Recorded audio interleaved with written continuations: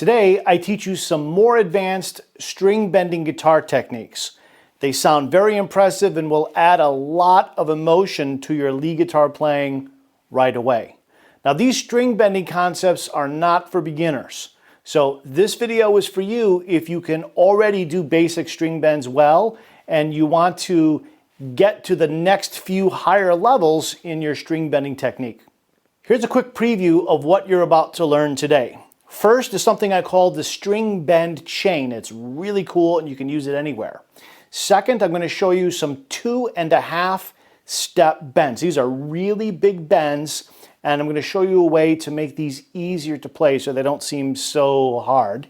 And number 3, I'm going to show you what are some really cool double bends, not to be confused with bending 2 strings at one time or just simply bending the same note twice. This is different.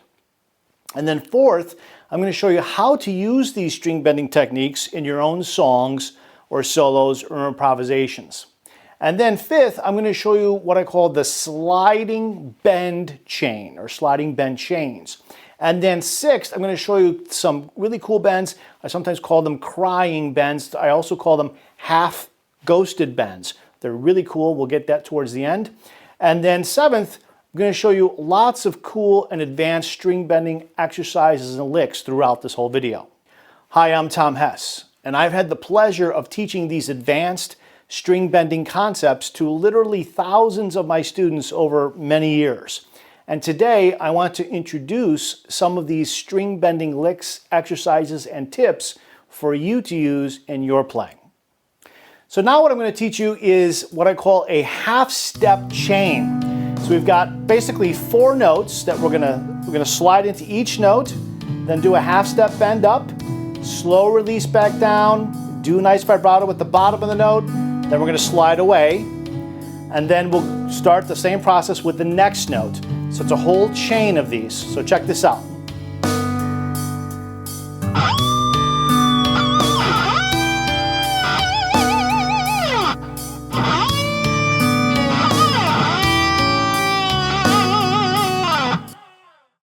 So what I'm trying to do here is smoothly connect all 4 of these half step bent notes. You'll also notice that there is a slide leading into each one and a slide leading out of each note, okay? So it's important right in the beginning that when you do the first slide, that you don't slide and then bend. It's not 2 different things or 2 events. It's really one thing that we want to integrate together, okay? So it's not this. It's not slide and then bend. It's a slide bend combination. Now you don't start bending the string before you get to the 24th fret. So if you start sliding down here, don't start bending as you're sliding. Don't do that. That'll sound bad. That'll sound out of tune. Okay? So you're doing the slide like normal, but as soon as you get to the 21st fret, you immediately start bending. Okay? You slide away, and then when you get to the next note, the 19th fret of the 2nd string, it's the same thing. So it's a really cool sound when you can integrate the slide and the bend together and not make it sound like 2 different things. And you do that continuously throughout for all of the notes that you're going to be bending in this example. In this next example, I'm going to show you 2 different techniques on a single note. So what I'm going to do is I'm going to start playing the 17th fret of the B string. And I'm going to bend it up a full step from here. So this note is going to go up a full step. And while this is being bent up a full step, I'm now going to bend it another 1.5 steps from here. So in total, it's going to be 2.5 steps. That's called a double bend, because I'm bending the string twice. Take a listen.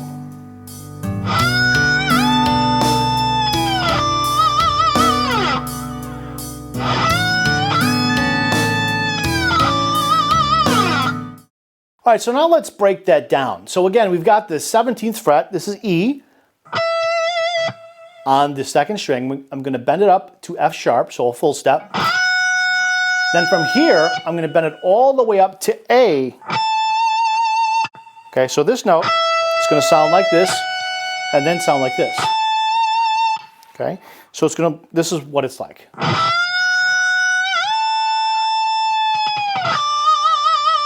After you get up to 2.5 steps, you just slowly release it down. Now, I don't release the note all the way back down to where I started. Okay, I'm not doing that. So before the string is fully released, I'm already getting off of it and going to the final note, which is D, and then sliding away from there. Now, I said in the beginning I would show you how to make this easier. So when you think about steps, bends that are 1.5 steps or 2 steps or 2.5 steps, they appear to many people like they're really, really hard. They're not really that hard, okay? If you try to bend with your fingers, it's going to be hard, okay? Your fingers don't bend the strings. I mean, it's going to be real hard to bend it like this. Don't try to power the tension of the string with your fingers. Instead, you're going to grip the neck of the guitar right here. You're going to pivot on the neck of the guitar right here. I'll show you in just a minute. And you're going to imagine turning a doorknob like this, okay? So you're turning a doorknob a little bit, and then you're really turning the knob, okay? So that's what it's like, turning a knob and then turning it more, all right? So this part of my hand is right here on the bridge, or on the guitar, on the neck, okay? Okay. Some guitar teachers, when they tell students how to bend, they talk about the thumb and that the thumb is not really important here at all. Okay, the thumb doesn't do anything. The thumb doesn't bend anything. The thumb is just there. Okay, what's important is this. This is the first thing that's important.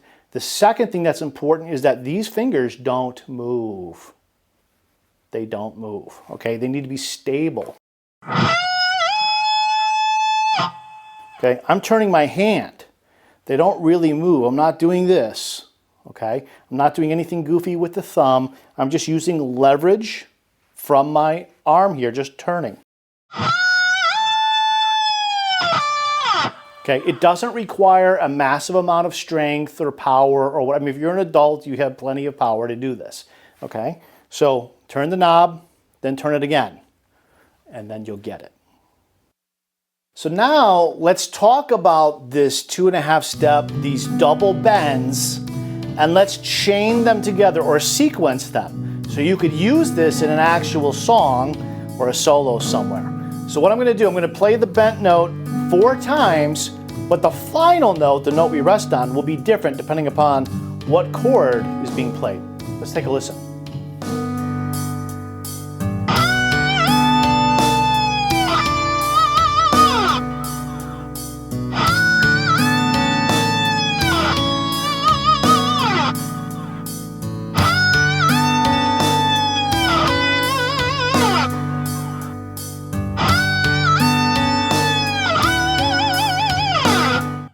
All right, now let's break down and see what's going on.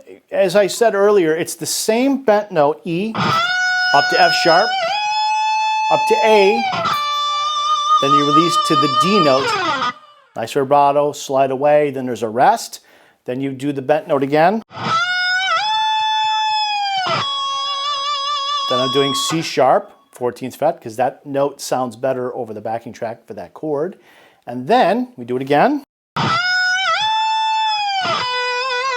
Down to the 12th fret, because in this point in the backing track there was a G chord, so that B note will sound really nice over the G chord. It's the 3rd.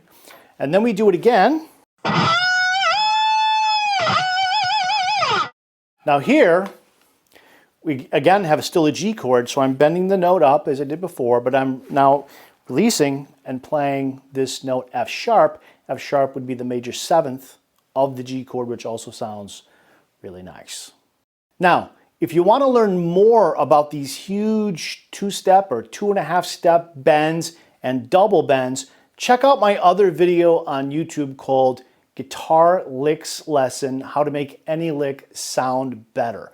There's some 2.5-step bend and some two-step bends in that video, and I go into some more detail about those. In this next example, in the key of C sharp minor, I'm going to show you what I call a multi-slide plus multi-bend chain. This sounds really cool. It's pretty dramatic. Let's take a listen.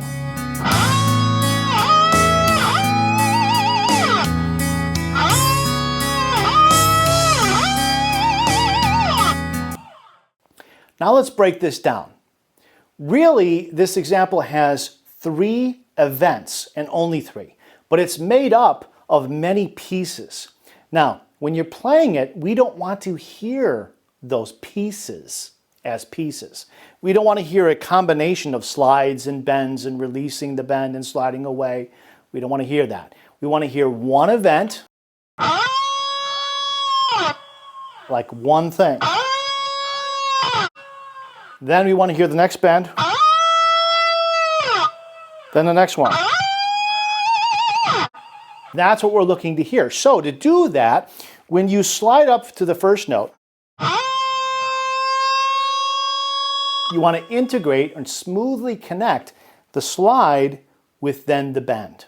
Okay, now we don't, as I said before, we don't want to start bending too early. You don't start bending the string as you're sliding. You've got to wait until your finger gets there. But once it gets there, it's immediately and smoothly bent. Bend up, you release, and then you slide away. Same thing on the next note.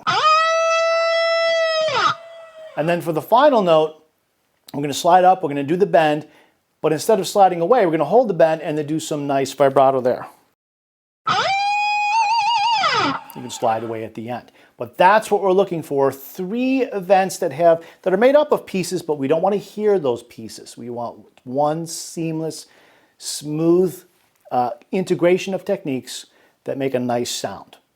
So to further express and help you to visualize what I'm showing you, I've broken down the pieces visually, as you see on the screen here. So we've got a slide, then a bend, then a slow release, and then a small slide down, then sliding up to the next note, then bend, then slow release, then a small slide down, then a bigger slide up to the next note, bend, and then hold the vibrato. So that's how I want you to kind of see it.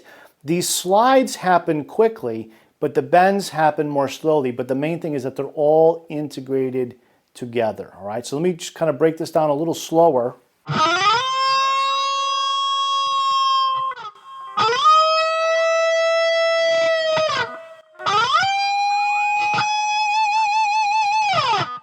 Now, when you're playing this for real, of course, it's going to be more smoothly connected, and you can do this. It's possible to do it with only picking all this stuff one time. Okay, it's tricky, but it can be done. So now let's extend this whole idea a little bit further. Let's move to the high E string.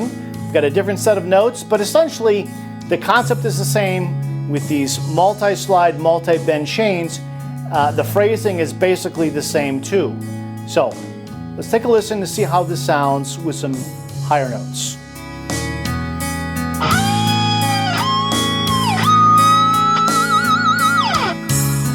So as you see with the graphic here I've got on the screen for you again, it's the same thing. You've got a big slide, and then you got a small bend, and then you release slowly, small bend down, small slide down, then a bigger slide up to the next note, slow bend, slower release, short, quick bend, a slide down, then a bigger slide up, integrate it with the bend, and then you got vibrato on the top. Sounds awesome. So now what I'm going to do is combine both examples of the multi-slide, multi-bend chains. So you'll hear me play it on the second string, and then I'll go to the first string, so you kind of hear them both in context and they sound good that way.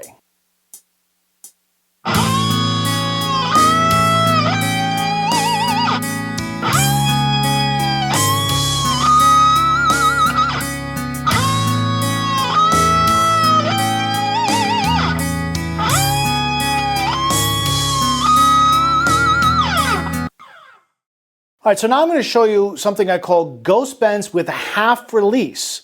So if you know what a ghost bend is, you're pre-bending the note before you play it, and then you hit the note, and then you release the note all the way down. But that's not exactly what we're going to do. We're going to do the ghost bend, but we're going to pick the note really hard. We're actually going to bend simultaneously while we're hitting the note. It's a different little bonus there. It'll sound more dramatic with more pick attack. And then we're going to release the bend, but not all the way down, only half of the distance downwards. And then we're going to put some pretty nice heavy vibrato on the note that follows. So these bends sometimes sound like crying, I guess you could say, or someone wailing or whatever. All right, so let's take a listen to this.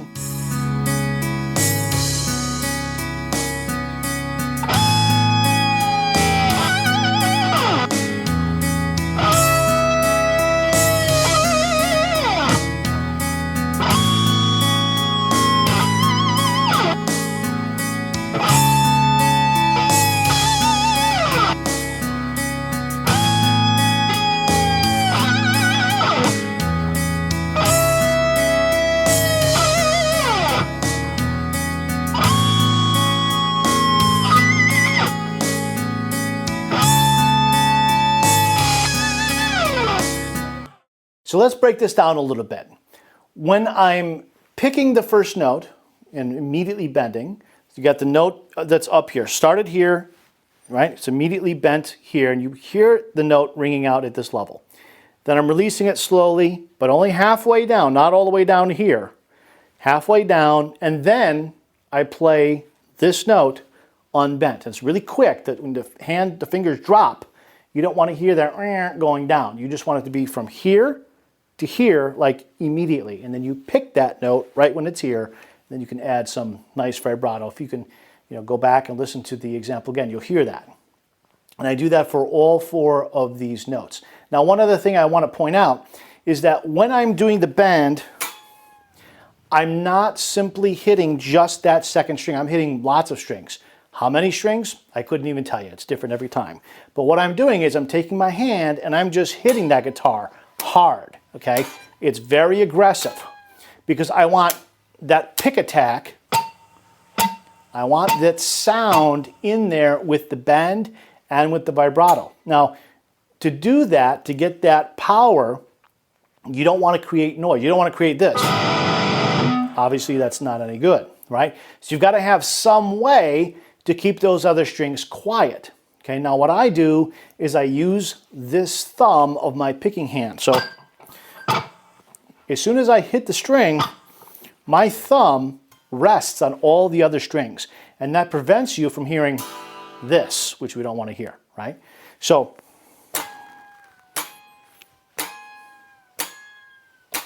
you hear the impact of the pick attack across these strings.